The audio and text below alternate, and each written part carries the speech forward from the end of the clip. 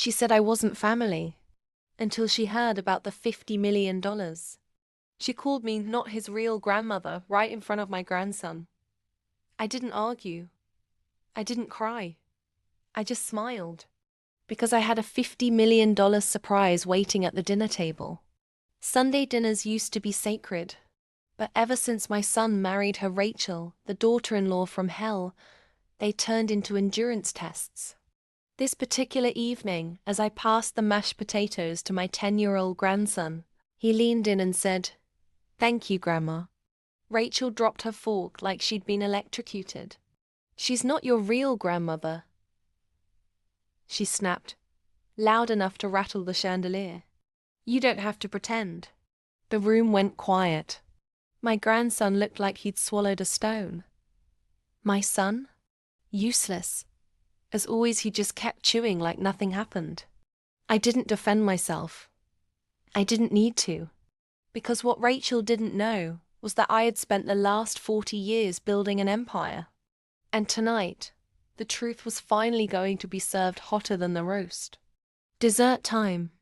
I stood up, tapped my glass, and smiled at the table of people who had forgotten the value of blood, loyalty, and common decency. "I have an announcement," I began, slowly, letting Rachel squirm.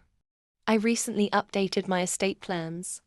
As of last week, I finalized my will and the distribution of my $50 million fortune." Rachel choked on her creme brulee. My son stopped chewing. My grandson looked confused, but curious. I continued.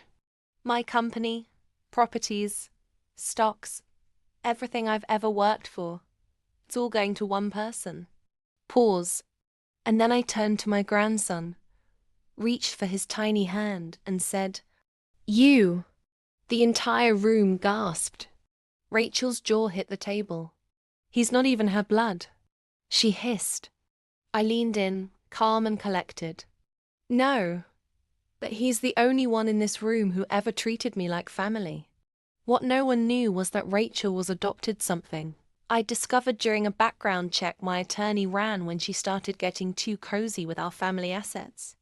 So, with a soft smile and a legal folder in hand, I added, "By your logic, dear, since you're not biologically related to any of us, I suppose you're not really my daughter-in-law either." Boom. Rachel went pale. My son looked like he wanted to crawl under the table. "I've since set up a trust fund for my grandson. He gets the full fortune when he turns 25. Until then, he'll be raised with love, humility, and none of the entitlement his parents bathe in." Rachel and my son. They tried contesting the will. They lost. Now they rent a condo in a not-so-glamorous neighborhood. No chefs. No pool. No inheritance. Just consequences. If that twist made your jaw drop, don't forget to like, comment, and hit subscribe for more savage stories of karma, revenge, and family drama.